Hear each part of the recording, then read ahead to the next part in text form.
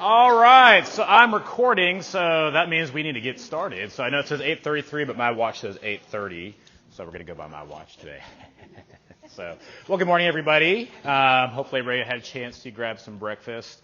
Also, there is a sign-in sheet with clipboard, so please make sure you sign in. Miss Betts has got that right now.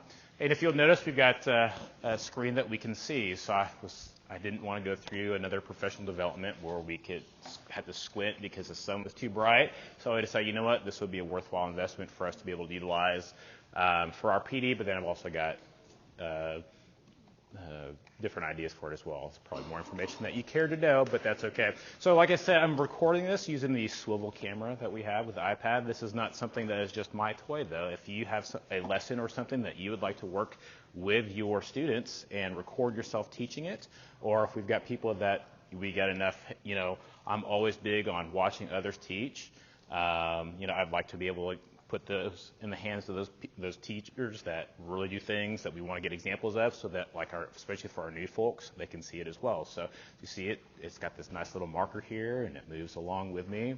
One of my personal goals for this year that I've talked with Ms. Matkins about is trying to incorporate more technology, but not just sit them on a computer and do, but it's to be able to utilize the technology to be able to free yourself up more to be able to work with students one-on-one. And this is one of those things where if you record yourself, and then if you've got students that need to go back and refer to lessons, or again, use it as a reference for other teachers as well, this is a perfect way to utilize that technology, and it's not just sitting a kid in front of a screen. So I kind of gave you a quick and dirty rundown on Schoology yesterday about what today is going to be about. And you can see right here, we're really going to be focusing on data. But the big part of today is going to be you guys working with your teams to get into your student information and then coming up with a plan of action from there. And for some of you guys, you may be familiar with the things that we're going to show you today. And for some of you, it may be the first time, or, oh yeah, I remember that in a training, but I never had time to get into it. Well, today is that day. We want to give you the time to get into that data. The other thing with that is that we also know that today it's a bit inconvenient because it's before we've really gotten through that map data for the mid-year. So the plan is after we get our map data in, after we get our mock star data in, is I'm going to look at the calendar, see what days will work best, and give each grade level team like a half day. We'll get subs to work together and be able to pour through that. I figure if we can have a full grade level out to go do math training, every quarter or so, then surely we can get a half day for a grade level to be able to dig into student data and really interpret what it means and move forward from that. So one of the things I wanted to kind of revisit before we get started, just to kind of set the tempo for today, and I better make sure that is to go back and visit accountability data. Okay, so when we talk about accountability, we're talking about STAR. I guess I should probably stay up here for the sake of the camera. It'll record my voice. And it's important for all of us to hear this information and to hear it again, because again, just because 3, 4, 5 is the grade level that's tested, doesn't mean that it's the grade level. Those are the grade levels that are held accountable. We all own these students, and we all are measured by this accountability data. And so, again, I'm just revisiting information from the start of the year. We get looked at in 3 different domains. You've got your student achievement, and this is straight up pass or fail, or did not meet approaches. Okay, that's the current vernacular. Okay, but then we also get meets and masters percentages as well. So they kind of combine that all. So if you recall from the beginning of the year, we talked about every kid being a bubble kid. Well, again, kind of foreshadowing what today is going to look like. So domain 2, again, this is school progress. So we're looking at the total number of tests and then the points earned. So this is where we look at our student growth. You get 1 point for meeting or exceeding. So basically, it's a 0, 1, or 2. 0 means that they didn't make the expected growth or they regressed. Half a point, so they're maintaining their proficiency but did not meet expected growth. And then, again, failing to a lower level is 0 points. So what that means is if you've got a kid that's like in approaches and they don't, or, let me make it more extreme. You have a kid that is in did not meet, but way down here, and they still are in did not meet in 4th grade, but they are really close to approaches. They may get us that full point because they've met expected growth. Same token, you had a kid that masters in 3rd grade, and in 4th grade they get meets, or maybe they get lower masters, then that kid might get half a point, or they may get nothing because they did not maintain that expected growth. Now, if you're going to ask me how do they calculate that, I don't know. Yes, because that's the first year that we've got the testing. Yes.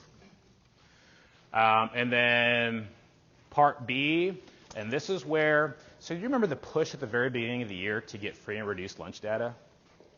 Okay, that ties into part B. So we apparently didn't get enough of our kiddos in by snapshot date. Snapshot date is the snapshot of the year. It's the last Friday in October that basically says, hey, this is your campus demographic data. This is what we're going to look at when we go to determine accountability. So we were at like 37% free and reduced lunch, which seems like a lot, but our district as a whole and our campus really should have been like 45%. And the previous years before we split off to Harlow, we were at like 55 to 60%. Not enough to qualify for Food for Kids, but enough to where we really needed that. So, what Megan has done with all that has been very beneficial in driving that. So what that meant was, relative to other campuses in our 37% free and reduced lunch demographic, we didn't do as well because if the lower your low socioeconomic status demographic, the higher the expectations. Now, I'm not going to get onto a soapbox about what that means when you start thinking about, race and whatnot like that. So that would be a conversation to have with people down in Austin. But what that does mean is that if you're looking at all of our data between us and Joe K and Harlow, and we may have scored lower in certain areas, it's because we were evaluated with a 37%, 38% group, not where we really are as like at a 45% group. So where are we at now? As of snapshot, we were at 44.75%. So 45%. So our enrollment keeps fluctuating between 550, 560-ish. So that's kind of where we stay. And I would imagine we should still be very close to that. So, is that going to be helpful? Yes, very much so. Very much so. And every year they have to fill out those forms again, which is why there was such a big push. And I think as part of the enrollment process for next year, that's just going to be, you need to fill that out. Yeah. So. Okay. And then domain 3 is closing the gap. So this just takes it one step further, and we take a look at our specific groups.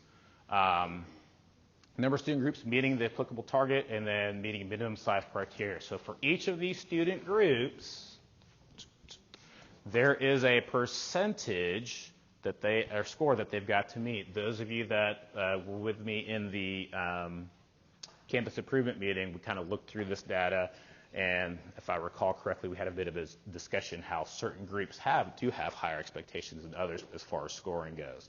So again, this is why you might see in the news about how the current accountability system discriminates against poor school districts, those types of things. It is because if you go in and you look at this information, it's kind of like, wait a minute, are they held, so if you're doing a scale 1 to 100, this group, to meet the expected criteria, they have to score like a 60-something, and this other group has to score like a 35. I mean, you start getting into that. But again, that's not what this time is for. But I'm just trying to give you guys, and again, everybody, I know again 3, 4, 5, but K1, 2 is where it starts. So it's important for everybody to know and understand how they're keeping score. So then once we know how to play the game, then we can work towards improving our score by playing by their rules. Okay? So again, revisiting our scores from last year. So this is third grade scores. And this is what I presented at the very beginning of the year. You know, our reading and then the states. And this again is the big push for, we've gone, this is where we've kind of lived since accountability became a thing. With STAR, it's shifting, and what we're really trying to push this year is to shift that mindset as well. Fourth grade, again, state versus our particular scores. And I mean, just, I'm a former fourth grade teacher, and so when I see writing, I'm like, but writing statewide is extremely difficult, and it always has been. And these are percentages passing. This is percentage in these categories. And then here's fifth grade. And so when we look at approaches, we're not too bad. There are areas that we can improve on, but it's here where we get the meets and the masters, and you see the large discrepancies there. And again, with our population, depending on the number of people, that could be 2 kids, it could be 20 kids. We don't know. We'd have to go back and look at the total amount.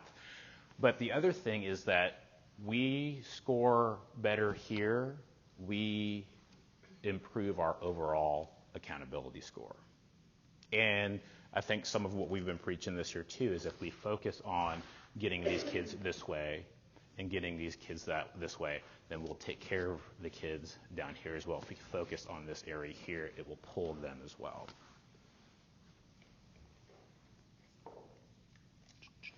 Come on. Oh, there we go. So again, revisiting, that's part of this year. Our theme this year is the strength of the pack is in each of us. And in each of us, we strengthen our entire school. And this is a collective ownership of each of our students. This was the example that I pulled from one of the Lead Forward pieces, where we've got fifth grade TEKS, but then down here you've got this third grade TEK. So if this third grade TEK isn't hit, it's going to impact all this up here. Now, some data that I'm going to provide to you guys today, and then we're going to have a training on, it won't be a whole staff training, but we've got Region 10 coming in, but we'll be providing you with this data. This is vertically aligned student expectations. This is just for our economically disadvantaged students. So these are the 5 lowest in third, 4th, and 5th grades. And again, I've got copies of this for K1 and 2. I've got a copy for the team, and we can produce more. 3, 4, and 5, I've got it for specific teachers. So in 5th grade, these are our lowest SEs, student expectations, which are impacted by these 4th grade SEs, which are impacted by these 3rd grade SEs, 2nd, 1st, kinder. So 5.6 BR, we have to make sure we hit these all the way down to kindergarten. Same thing with 4th grade, same thing with 3rd grade.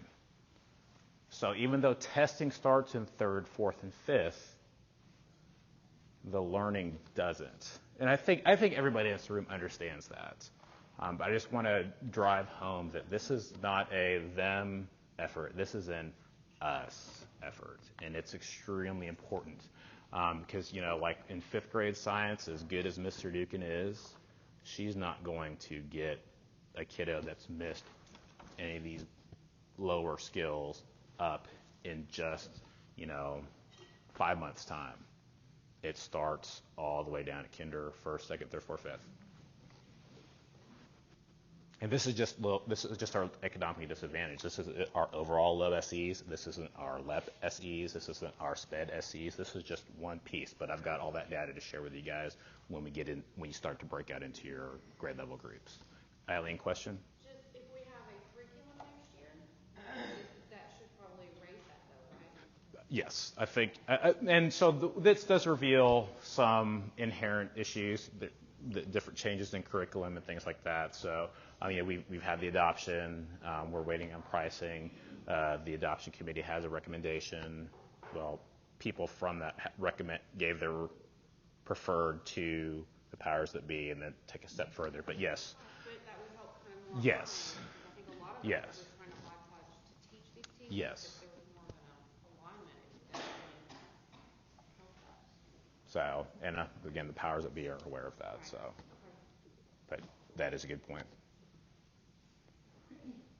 And this is one of the reports that we have access to, and I wanted to this is not, it just kind of gives us a kind of an overview. It's not, I don't think, it's not something that you guys would run and be able to do something with, but again, just to kind of show ownership. At K and 1, I've got numbers to be able to help you identify your kids in these different ranges. But again, 2nd through 5th in MAP, you can take a look, and MAP will actually group your kids, and that's one of the things that we're going to talk about today and share with you guys to access. Your kids can be grouped by their projected STAR proficiency. And so if we're taking a look, this is from fall's data, the number of, so 78 students total, the number of students that as of that fall data are projected to not meet STAR when they move to 3rd. 28 students approaches, 22 meets, 15 masters. Have a 3rd, 4th, and 5th grade. So that gives you a starting point to, again, take your data and not just work on growth, but work on growth that is going to impact our accountability.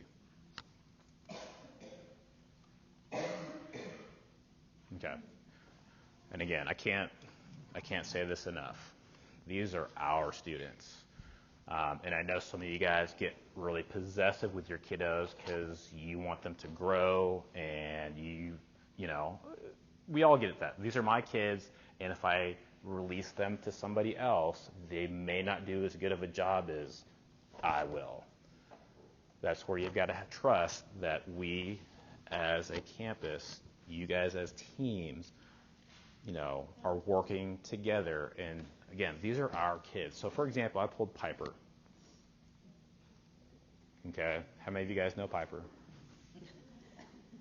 So about this tall. I still remember when Piper was in Amy Brown's class, and Amy, we had some conversations, and it was just like, what are we going to do with this girl? And I think I had the same conversations with Amy. We're still not doing anything. Oh, deal. What was the answer? Huh? I know. Exactly. But, to take a look, here are all the teachers that Piper's had. And so, we've got Heather Boykin and Shannon Boyette, who's not on campus here, but, Amy and Lacey had her. Shatoya and Olivia had her, and then all 5th grade, they share them all. Y'all are the worst teacher. But if I was to ask you guys a question, well, who is Piper's teacher? Or is it just going to be Becca that raises her hand? No, we all had a part in where she's at. We all poured time. We all poured effort. We all went home to our spouses and probably were like, this kid is driving me nuts. But we've invested in her. And so I just want to drive home that point that these students are our students. And so, when it comes to, the expectations that we have about intervention and things like that, as much as you want to hold on to your kids and be the ones to have your fingerprints all over them, which you should, well, you have that for the majority of the day. But this is an opportunity for you to let them go, trust your teammates, and then, again, it's why it's so important to work together as a team to dig through, know your students, to help them be successful. Because you may be you may be great, but you all are awesome. So.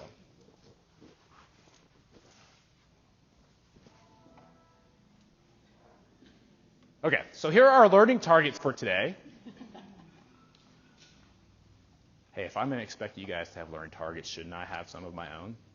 Okay, so after today, you can navigate the map reports and run those that will give you the data that you need. Okay, because we're going to focus on 3 specifics. You will be able to use map reports to identify your bubble students and better understand where to target your instruction. And then we're going to, the bubbles, we're using that STAR vernacular for the different bubbles. And then be able to develop an action plan from your data analysis to help your students achieve specific growth and get to the largest. How many have you guys seen return on investment? See ROI, what's that? It's not ARD, it's not RTI, ROI. Is that like another RTI piece? No. Because here's the thing. Business talks about return on investment. Here's the amount of money I invest in this, and I expect to get like 10, 15% back. Okay? Lord knows how much time that we have invested in our students. And what we don't want to do is invest all that time in areas that are not going to get us the biggest return. We love all of our students. We want to do what's best for all of our students.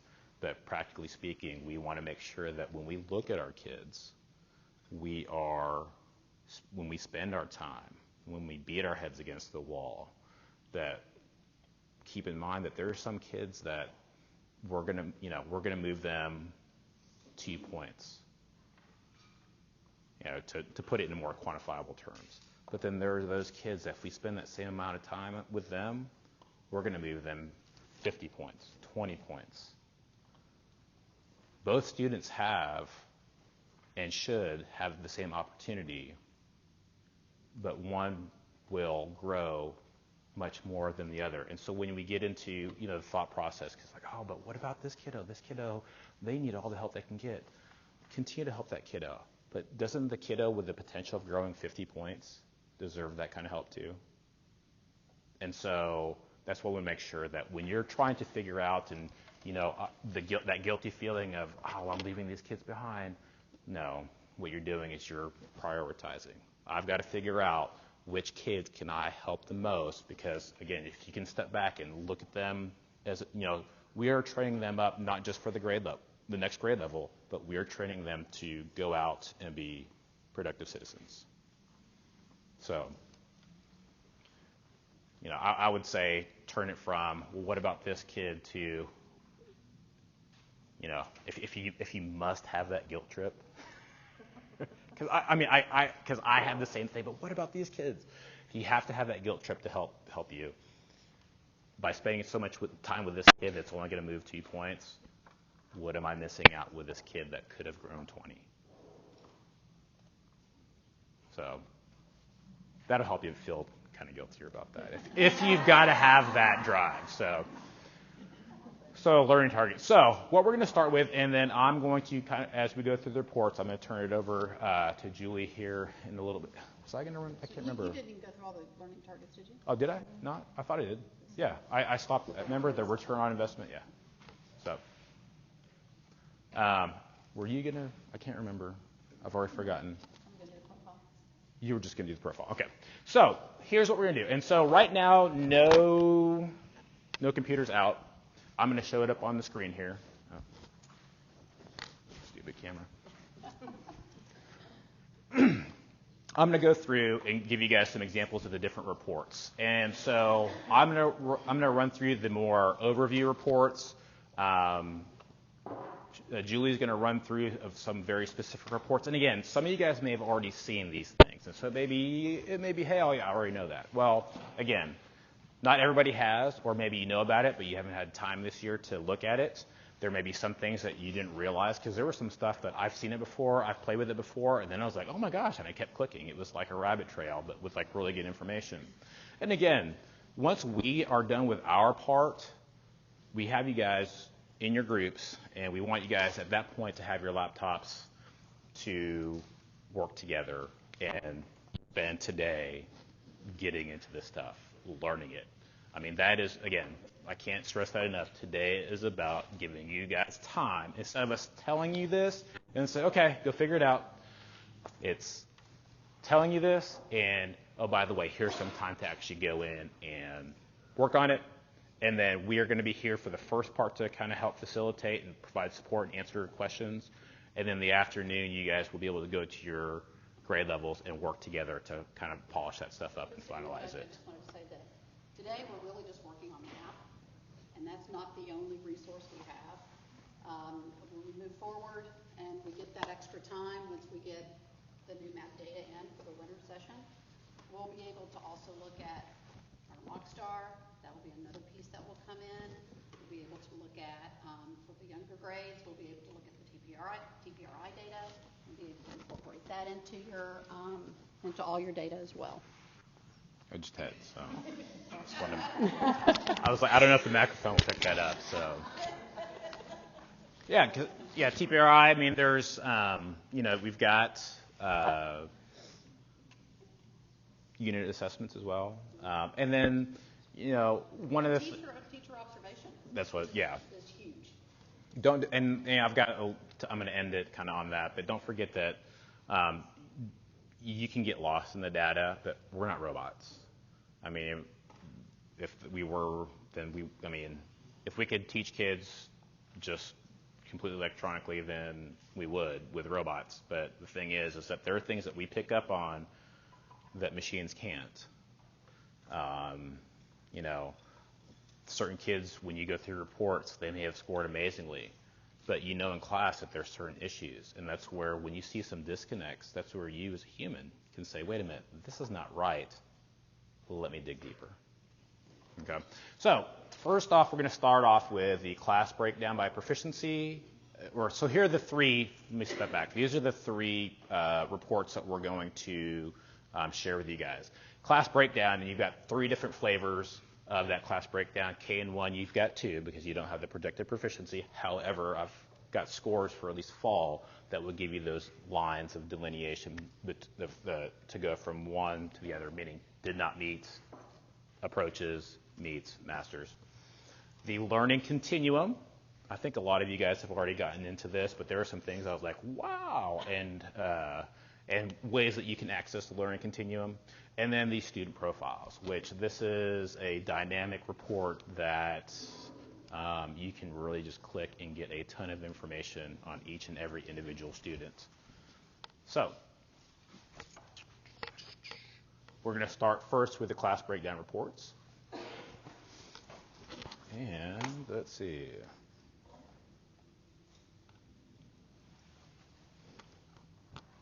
Okay, go good. It popped up right here. So let me enter my information. And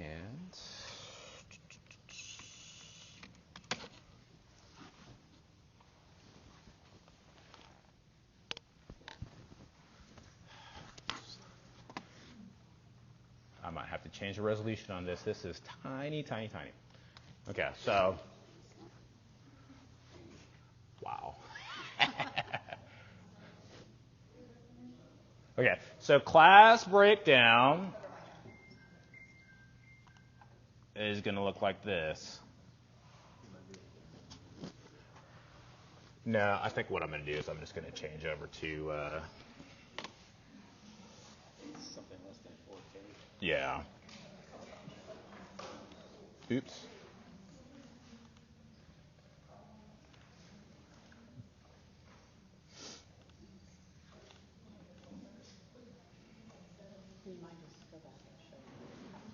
Yeah, I'm going to do that.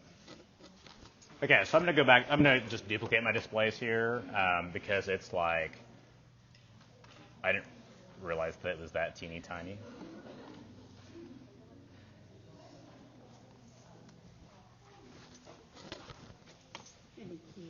Yeah. Why is it still, hold on a sec. You hit revert. Oh, did I hit? Oh, okay. Thank you. There we go. Okay, there we go. Okay, so the class breakdown report. So when you log in, email and password, Matt Growth Report. So here's your class breakdown report.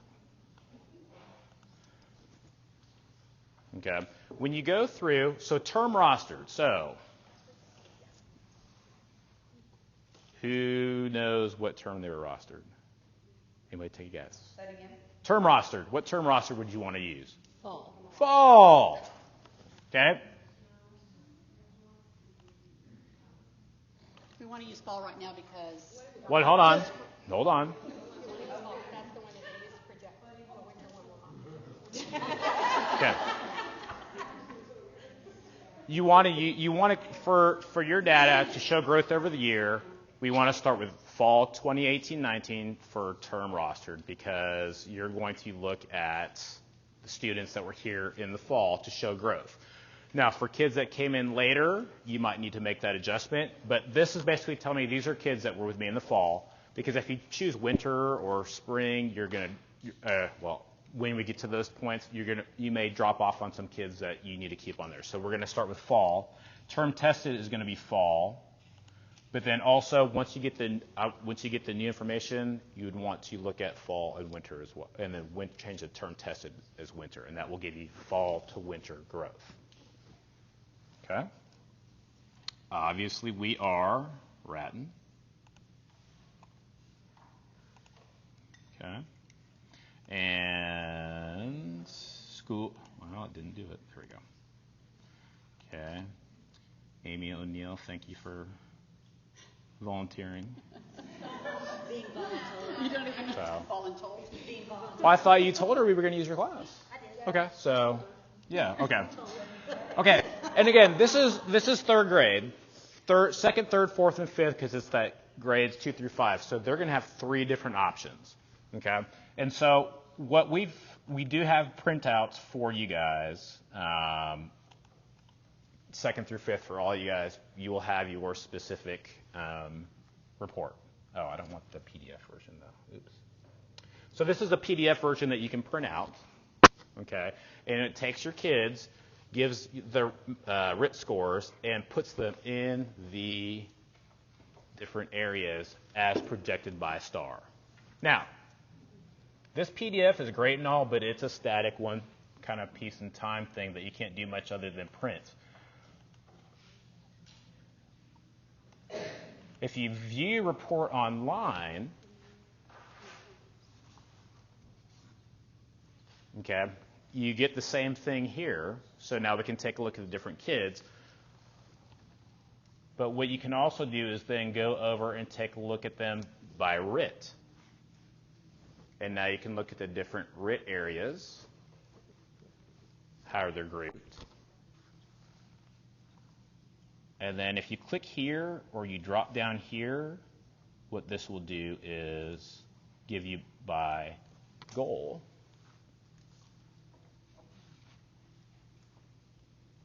Okay, and then this is for mathematics. You can drop down. You can also get this exact same thing if you clicked on the left, the specific subject areas.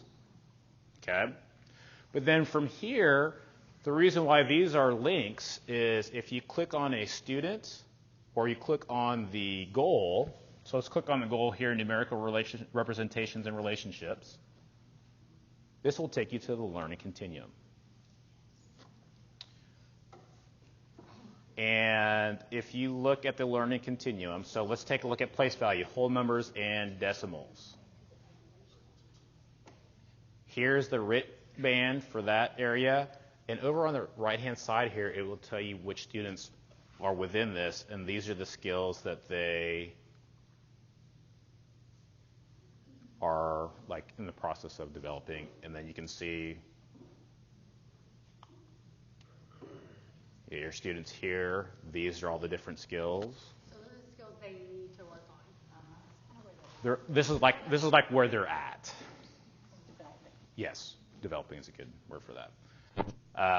In this area, these students here. Okay, so it's breaking your kids up already into the different areas, and you've got Remember, this is just one strand within numerical representations and relationships. You still got computations and algebraic relationships, geometry, measurement. So you can really dig into what your kids need. And then let me go back one. If you click on one particular student, let's pull Callie. I'm going back to Callie. Then you'll find on the right-hand side, it'll just show her where she's at and the different things that she needs. Okay. Good question. But wait, there's more. What a great question, Shatoya. It was like you read my mind because that's where I was segueing next. So if we go by numerical relationships. Yes.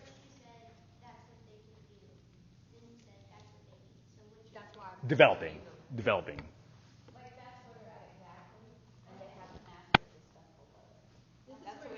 Yes. That's where you need to work. So you've got like a, let me open this up. So it'll help. Good. Thank you for asking that, Jennifer, so I can clarify.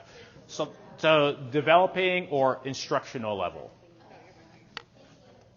This is what they will learn, and this is what they should already have. So you kind of look at where the band that you find their name is what they're currently working on. It's instructional. The above in this case is going to be they should already have that. Below that is what they're going to go into next. Good question. Yeah, so can you look at it by TEAC? Why, yes, you can. Because right now we got it grouped by topic, but if we group it by standard, edit display options. And again, when we finish presenting, you guys are going to be working on this, and we're going to come around and answer your questions and help you find all this stuff. So edit display options, group by standard, and now, I'm not really sure what these standard filters do because when I was messing around with them, they just didn't show anybody, so I just ignored those here. But if you take a look, if I can get this thing to move downward like I want it to. You can close that right there. Yeah. Now, here we go. And kindergarten standard, first grade standard, second grade standard, third grade, fourth grade, fifth grade. So I think maybe this might be where you get the filter in for. Let's just take a look at third grade options. Yes, there we go. That's where it was. Okay. I was still looking at it by topic. You want those by standard. That's your filter by standard. So here you go. So if we take a look at, where was Callie? So Callie's here. So 3.2a, here is the TEAC. And then here's what goes with that TEAC. So you can sort it by topic. You can sort it by TEAC. And so when I was like, oh, wow. So, okay, so that is the learning continuum. So I'm going to go back to my presentation here. Okay. And I got screenshots here, but we've really kind of walked through that. And again, I don't want to spend a ton of time on that because we want you guys to get into it for your own students. So learning continuum, you can access a learning continuum straight from, you can access a learning continuum straight from map growth reports. I'm glad that you can access it straight from your class breakdown. It makes it quicker. But if you wanted to grab it, you would grab it from here, from the map growth reports part. And then you would kind of go through the same thing, school, instructor, class, et cetera, et cetera. And then I would say make sure that you get your term rostered correct. Because I would say if you pull up a report and it's blank, you probably don't have term rostered correct or term tested correct. Okay? Again, I'm sure if you have questions, write them down as well. Feel free to interject because you guys have had some good questions so far. But again, when you guys break out into your teams to work, we'll have you guys can ask questions then as well. So, I did forget to say at some point between now and before we break for lunch, Mr. Como is going to come by to talk about the survey that he alluded to at the very beginning of the year, that climate survey. So I'm not sure exactly what time he'll be here, but we may need to just pause, break, let him speak. So just to give you guys a heads up, I forgot to mention that at the very beginning. So, all right, and then next, after the learning continuum, okay, so the star correlations and target. Okay, so when Julie starts to show you the student profile, and those of you that have gotten into the student profile, because a lot of you guys might be like, well, what's with the colors? Well, you'll just wait and see. We've got, did not meet, approaches, meets, masters. And so these are our bubbles. Bubble, so when you group your kids, you've got kids that are bubble here, this is a bubble, and this is a bubble. So when you're looking at your kids, you're working with your team, you're going in through the data, you're trying to figure out what you want to do. That's what today is going to be about, is how are we going to get these kids that are right on the cusp to move over. Actually identifying who those students are. Yes, identifying who those kids are. And then figuring out how to push them up and over into that next group. Or keep them in the master's. Identifying who these kids are right here, and how do I get them to go to the next level. Identifying the kids that are here and getting them to go to the next level. And outside the kids that are here, what can you do to keep them here? Because that counts too. They're looking at that as well. And they penalize us if they don't maintain that, they don't maintain it well enough, or definitely if they move backwards. Okay? So,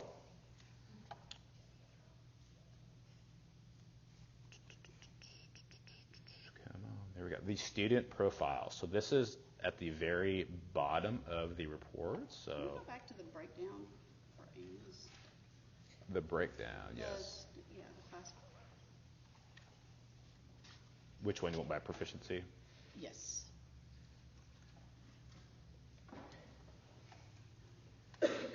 Okay. So basically, as you're looking at, and again, we have all this for you, so you can see all of your classes. When we're looking at this, we're trying to determine for each subject level who is right there on the cusp, and those are going to be our bubble kids, and which ones we're going to kind of push up and over. So when you're looking at these different areas, and we kind of decided to use Callie as an example because she is right there. So she would be a student who is on the cusp, on the bubble of approaches to meet. We want to push her up and over. And when you see her profile in a minute, you'll see that right now that she is projected to be in that approaches area on STAR. We want to try and push her up and over. So step one of today, when we kind of sit down with your groups, is you're going to be looking at your classes and kind of identifying which students you want to work to push up and over to that next level. Okay? So I just wanted to show that for that reason. So now to get to the And then as you're trying to identify, like I said, third, fourth, and fifth, you guys they put these in these silos, but then you still kind of take a look at the kid up here. So they're kind of ranked low to high in the box. If you have a large discrepancy, that makes it a little bit more difficult, but you know that somewhere this line is somewhere between 192 and 195. KN1, it doesn't come up this way with you, but we've put together those lines of those thresholds, so that way you too will be able to get your kids grouped. I'd say probably look at them by RIT or goal, and then we've got kind of where you know what that bubble is, so you know which kids are your bubble kids as well. So let's just go ahead and look at, so we've got these kids right here, and I don't know all their first names. Mosher? Lily. Lily? Okay. So Lily is at 180. In this group, we start at 185. She would probably be a bubble kid that we would want to push up and over. We've got Callie and I think it's Dalia, who are right there at the approaches to push up and over in this area. They're going to be your bubble kids that you're going to be working with. We want to keep this student here for sure, and Jason Pickrell, Well, he's not here anymore, but Bailey Horton. Bailey, okay, to push up and over there. So you kind of get an idea of what you want to do. You want to get those kids, identify who those kids are. Yeah, I know. I don't know. It's really Yeah. So if you don't know this kiddo here, I mean, and this is where that teacher piece comes in, because especially when you've got this kiddo here in reading and then over here in mathematics, and then you take into account knowing this kid, you have that large of a discrepancy that leads to what exactly is going on. Is this an anomaly? Is this kid super brilliant? Is this kid on the spectrum? Is this kid identified if he's not? It's those types of things where when you see stuff like that, it should be like, And the teacher knows that on that particular day, he zipped through very quickly and scored much, much lower. And when somebody was sitting right next to him, this is what he scored. Right. So, but those are things only you know. And so you've got to use your teacher intuition. that's right, when you're looking at these two Your students. You may spidey say, oh, sense. no, this is a student that I think can be in meets. I think this is a student who can be in masters. And so I'm going to go ahead and put them on my list and identify them as a student that I want to make sure meet those proficiencies. Okay. So going back to the student profile. So once you've identified who those kids are, we'll go and do the, I'm going to hand the microphone to you. okay, how do I? Here, just tell me and I'll navigate Okay, for so you. go ahead and do the roster term for fall. Okay, so fall 2018. Our school, Amy O'Neill. So we've already kind of said that we've identified Callie as a student that we want to look at. So she's going to go ahead and pull up Callie's.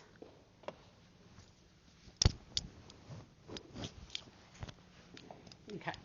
So I know everybody has seen this and has seen the student profile. What I want to do, though, is just kind of take you through kind of how to navigate through it and talk about the different pieces so that you know exactly what they are. Because this gives you so much information on this student. It's ridiculous. So up here at the top, obviously, we've got math. We know what her score was for math in the fall, reading and language.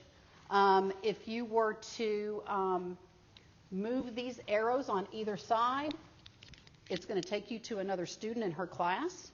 So you don't have to go back out, type in another student's name to pull up another profile. Another way to get to them is through this, and you can pull up any student in that class and look at their profile as well. So let's say you've got two kids that you're really wanting to push up and over into one of those, into the next area. That is an easier way to get to other student profiles. All right, so we know what our scores are. And so let's just look at math for an example. Well, and even within this tab will tell you what the standard error is, plus or minus 2.9 points, what the possible range is, 189 to 195. The amount of time that she took the test on my birthday. It took her 56 minutes. That's not a bad amount of time. Percentage of disengaged responses, and then the estimated impact of disengagement. So if those are kids that are just clicking through, it's going to show up that student was disengaged. Or I think also, too, it might be... If they wait too long. Yeah. So if they're waiting... So it gives that information, and then it tells you when the test was taken and which test was taken. So even just within this little tab, there's a lot of good information. The other thing I want you guys to kind of keep in mind when you look through these student profiles, too, is this is a dynamic report, so it's always changing, and they want to know from you. So if you look over here on the right-hand side, there's that feedback piece. If there are things that are on here or that are not on here that you would like to see, give them feedback, and they'll make it happen. I mean, for me to see this just blows my mind, because when we started MAP 15 years ago, when I first started getting into MAP, it was a printed, bound book, and basically was the learning continuum, and that's all we had. So to see this now, I mean, they take feedback from the schools that they work with, and they pour it into something. It is a lot of data and information, but it is so much more user-friendly than it used to be. So, Okay. So this little area right here talks about her growth and achievement. So it actually looks at whether she's a high-achieving student but has low growth, or a low-achieving student and has high growth. And you guys have probably seen that that chart. So click right here on those arrows, and it will show you where she is on this chart. You can pull up your entire class and see where everybody is on this graph. But here's your achievement line, and we can see that she is a high-achieving student, but she doesn't show a lot of growth. And so that's good information for you to have. And in fact, if you go... And then this is a particular case where if you're a robot, then you're like high-achieving but low growth. Why might that be? As a robot, you don't know. As the human teacher, you know what's going on, and then you can kind of work through that because there's stuff outside of school. There are different things, and this is one kiddo. In your mind, picture that kiddo that has got stuff going on, and then so that takes in the whole socio-emotional aspect, which we've got Gail that can help us there. So. But then you too as a teacher, there's a lot of stuff that we as teachers have to provide our kiddos that they don't necessarily get at home. So on the conditional growth, so we all know that if you've got a high achieving student, it is much more difficult to grow that student than it is when you've got a lower achieving student. They've got much more room to grow. So their growth sometimes is going to be maybe not as strong as another student's growth. But this 0.8, negative 0.8, shows that she is not growing as fast as her peers who would have scored basically the same, who have exactly the same instruction. So when compared to her peers, she's not growing as quickly as they are. So another thing to look at, again, what's going on, in her life? What areas is she not understanding? Is there some foundational concept or skill that she doesn't have? Where's the gap, and how can we fill that gap?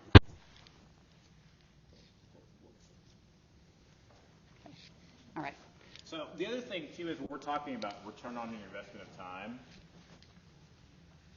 this is probably, when you identify your bubble kids, and if you find any are in this area, these are the kids that you want to hit hard, because this is where this is your 20-point growth kid.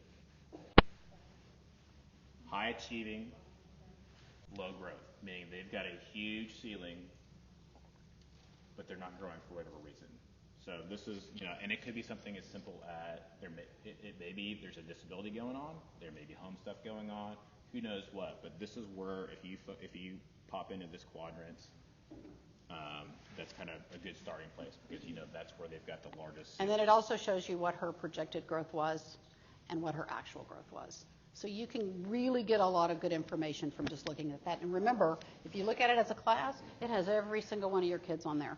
So you can see where everybody is on that graph. Okay. So we see that her, again, there's an X right here. Okay, got it. Okay. That they've got her on that quadrant as a low growth, high achievement, and that in terms of projections, that if she were to take STAR in the spring based on this information, she would be in the approaches.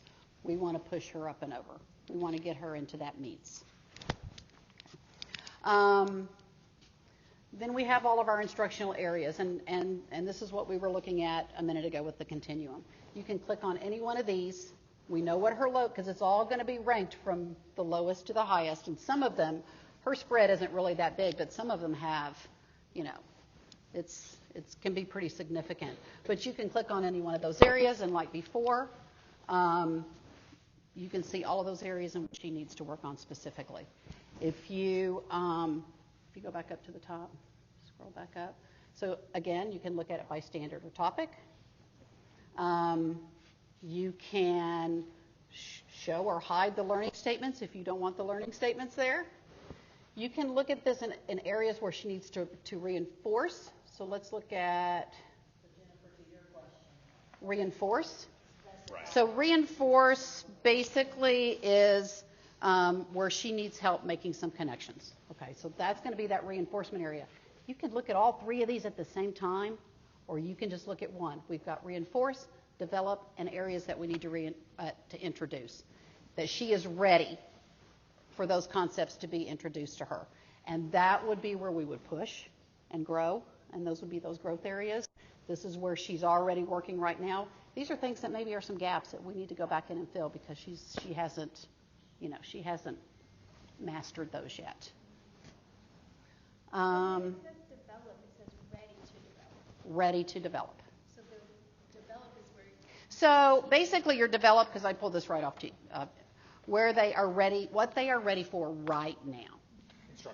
Instructionally, they are ready to learn those concepts right now. so that's where you would focus. That's where you'd focus.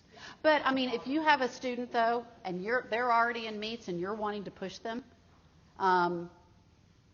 you're going to want to maybe go to some of those areas where you can introduce some things. Maybe they've already mastered some of these things, or they've mastered them very quickly, and you want to push them on, and you could introduce some concepts to them that they are really ready for. And it could be their develop is also higher as well. Mm-hmm. Now, could you do it, okay, you know how we were saying we have the strands, like with those arrows we want to get them to here, so like would you, those lower ones, would you do the reinforcing to push them? Or you should focus on and then like that next group, maybe the developing there, and then your higher ones, keeping them there, introducing the new ones, or should you just focus on developing on all of them? I think a lot of it's going to depend on you and what you observe with your kids and what you know they're ready for. And I think this gives you a good basis, but I think so much of it just comes from, don't you, as teachers? Knowing your curriculum, knowing Right. your kids. We couldn't answer that. That's not a black. I don't think there's a black and white to that. All right, so now when Todd was mentioning the colors, and I know everybody has seen this, but we have the graph here.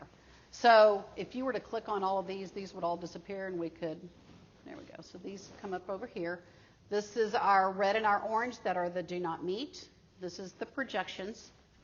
The yellow, which is the approaches, and as you can see, that's what their projection is that she will, that would be her proficiency is in approaches. Meets is green and masters is blue. So this just graphs all of her map data since the beginning. And you can see she's kind of toggled back and forth between that meets and that approaches when they are looking at her projected growth. I mean, her projected,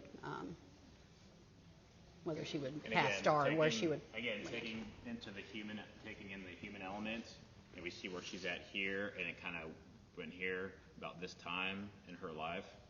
She's got family stuff going on.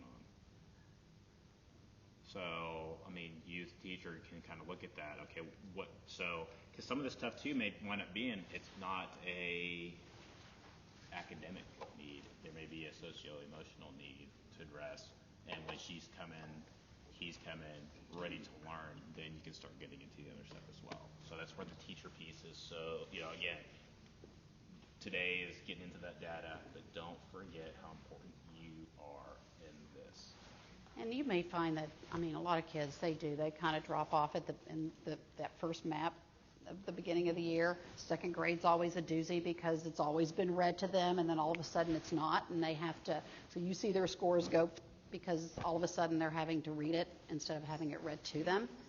And so second grade is always a tough one, but then you usually see a lot of growth after that. So, you kind of get used to seeing the trends with the kids. So then this dotted line here, that's going to be your average achievement. Your district level mean is this line, the dashes and dots. And so you can kind of go in and play with those and just kind of, see where she is. And again, all of this is just good information for you to have as you move forward. And then we got the same for reading. And you can do the same for reading and language and just kind of get in there and play around with it and figure out what you want to do. Okay, so now do you want to move forward and talk about kind of what the next step is? Because you'd be looking at your class, you'd be making your list, you'd be going in and looking at their profiles and kind of trying to come up with a plan for those kids on how you're going to move them forward. So one of the things that we've been kind of bouncing back and forth is what can you do today to kind of put together a plan and to think about how you want to move forward? I think with each of these kids, as you start to kind of develop some ideas on some things that you want to do and how you want to get them there, then I think you just look through your plans. I'm not saying create new plans at all. I'm not saying create new lessons. I'm not saying just keep those kids in mind. You've got your list. It shouldn't be a huge list. But keeping those kids in mind as you go through and you look at your plans. I noticed with Callie, one of the areas that we had talked about was fractions. And so I know that fraction, are you guys getting ready to, in your scope and sequence? We've done fractions. You've done fractions? Okay. Intro, okay. But spiral. Okay. So, looking at that and figuring out how you can specifically push her during that time you were working with fractions.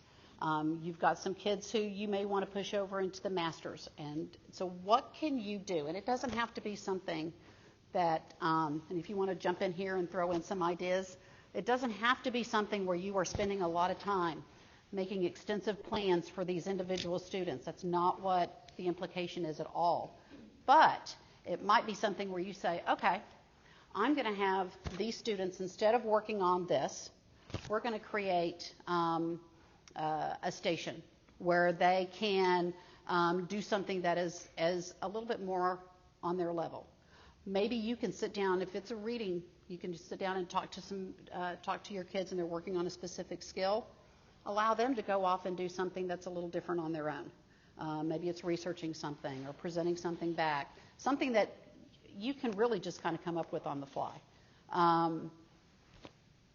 Just to kind of help those kids move from one section to the other. And if you need help, I just want to remind you, and not to add more stuff, but on your field guides, the Leap Forward field guides,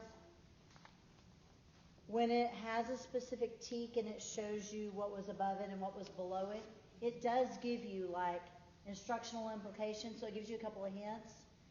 Like with math facts, it always says to go back to concrete operational, but you'll find probably some of the holes in that if you go back to concrete operational. So having pattern blocks where they put 3 triangles on top of an octagon, or 6 triangles on top of an octagon, and just seeing how that would work. So this little implications for instruction will give you hints. If you're completely out of ideas, this will also help you with that. But I can definitely help you anytime. But we were just talking about different things that you could do in a station or with you, just keeping them at the forefront of your mind when you're working with them, that this is their one low area. And our goal really is to, like, obviously for today, to sit down and kind of help you guys kind of work through that. But, and I know Kristen is in every single one of your planning meetings. And so as we go through those, this needs to be a topic of conversation. Okay, so how are we going to address the needs of these students right here? So always come prepared with those so that it can be discussed. Just so that it always stays, top of your mind and first and foremost. Yeah. Which kids are you working on? Yeah, well, I was just going to say something for the, just something that's made things easier for me is I use I print the student profile out, all the arrows arrow them down and just print the report for my RTI students, and then that way when I pull them, I can highlight what strand I worked on, how they did, and just kind of. Are you talking about the continuum? No, I'm talking about the student profile. So on the profile on those different areas. So this. Oh, these. Okay. Click that arrow and click all of them, and then you print the whole report. Okay. Then I keep that report at my desk, and I say, okay, this is what she did, this is what we did, and then, got 8 out of 10 right, and then I put check, because we're going to move to something different. And so that's just a way that I can kind of document. I love that. RTI for me. Yeah. I know that I then have to put stuff into EduNets and all that, but it really helps me to see with my RTI students what I've worked with them on and what I still need to work with them on. And so I use that student profile report for my RTI students. That's great. I just wanted to. No, because that would be another good way of kind of keeping track of what you're doing. So if you were to print, you identify your kids, you print the profiles for those, and if you need, somebody to help you print things, I don't have a problem with that. And then to have them there so you can refer back and where are we right now? What are we working on? How can I help extend that student? So that's a great idea. Also, I like that. some people may not know this either. You can actually click on several students and print them, where you the print and share at the very top. And you can print it as a PDF or a batch PDF or a print screen. I usually do the batch one. And then you can decide on if you want to do multiple subjects, and then do you want this specific student, do you want a group by standard, and you can print them all at once instead of going to each kid. Yeah. You know what? I started to do this the other day, but it was for an entire grade level, and I went, Well, oh, yeah, boy. but I'm just saying, and then you could select Yeah. the students you want to pick, and then you can print it at once. So if you had all RTI kids, you could print it all at once.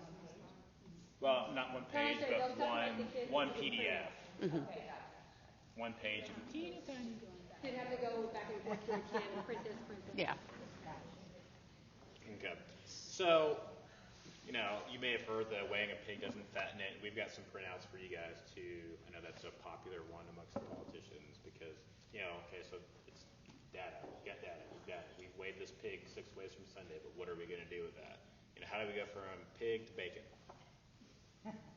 And so that's what today is about. So we've got some additional information to share with you guys. We're going to make ourselves available, and essentially what the next hour and a half is going to be. You guys working together, folks. Here's what you do. Have you guys have your computer break? Go grab it. Restroom, take care of whatever you do right now. Come back here in, say, I'll give you 5 minutes, say 10 minutes by 9:50, and then you guys as grade levels just get into it. We're going to be here to kind of walk around, answer questions, help facilitate things if necessary. Break for lunch at 11 o'clock. That one's on your own, so if you've made plans with other grade levels at different campuses, you guys are totally welcome to that. 12:15, come back. We'll get back into it again, but not here. You guys will be in your grade level, working, continuing on. So, the Lead Forward stuff, the Lead Forward app. There's just, you've got your curriculum stuff, but today we really want to give you guys time to actually get into that stuff. So, and again, I've said it throughout today. Don't forget that you are the most important piece in this. That part of doing this technology. So, you got your lesson plans, you get your resources. Your data is your customer feedback. Oh, no, this tastes terrible. This tastes great. Whatever it may be. But ultimately, you guys are the cooks. You guys are the chefs. You are the ones that take in the information, the lesson plans, and what you know about your students, and combine them to deliver instruction for them. So, appreciate you guys. You guys are great. I will, and this is not just a, hey, I've got the best staff in the world type of deal. I really, this is year 4 for me now. And when we talk about data, culture, doing what's best for students, when I think about us, I don't have any concerns. I know that we're getting into it.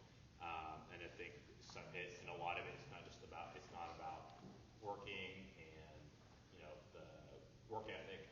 We've got that. Now we're just trying to equip you with knowledge and with time. Combine that with your guys' work ethic, and I fully anticipate and expect things to shoot up. So thank you for all that you guys do. Let's go ahead and break. Be back at 9:50. Make sure you grab your